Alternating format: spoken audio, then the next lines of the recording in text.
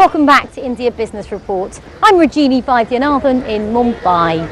India's telecom sector was rattled when earlier this year the country's Supreme Court revoked 122 2G licenses after it was revealed that they'd been misallocated in 2008.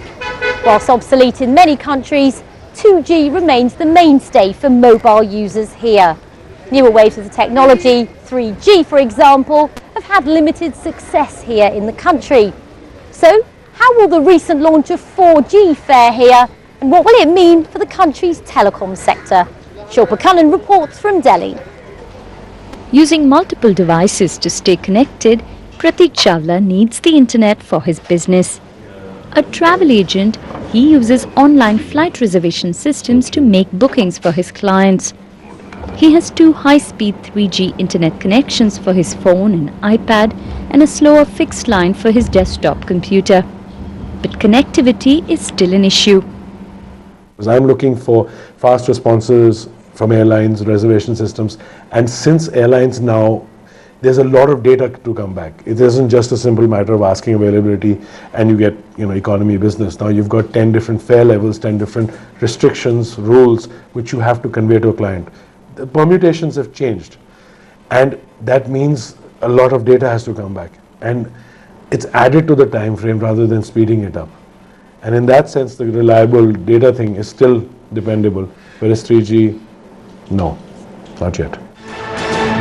This is now being seen as an answer to slow-speed internet connections. But the infrastructure to support these platforms is still evolving.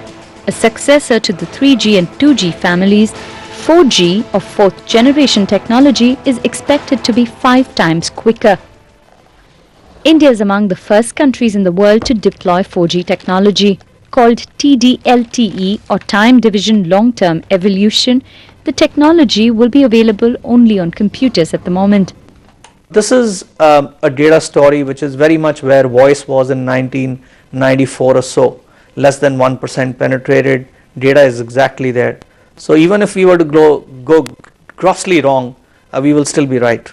It's such a big market and such a heavy potential, with 50% plus of the population below the age group of 25 years. And we will be producing tons of netizens, and they need to be connected. 2G, a technology that is obsolete in most countries, still drives communication here, though it's mainly used for voice services. But now everyone expects the next shift into data services. That's why the big push on faster technologies like 3G and 4G. Less than 14 million people use broadband in India compared to over 900 million mobile phone users. So the government and industry expect the next phase of growth to be driven by data revolution. Telecom tariffs in India are among the lowest, hurting the revenue and profitability of operators. That's why companies are now betting on data services through broadband for growth.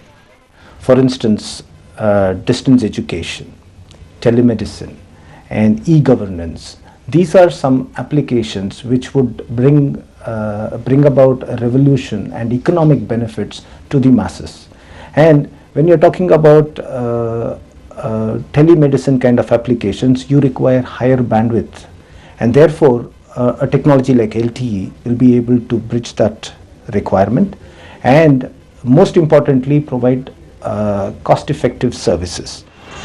India adopted second-generation technology almost 10 years after it was introduced in the rest of the world. 3G too was introduced almost 5 years late. But with 4G technology, India is right at the forefront. Even as the government decides the fate of the cancelled 2G licenses, companies are moving on to the next generation for new business opportunities. Now let's take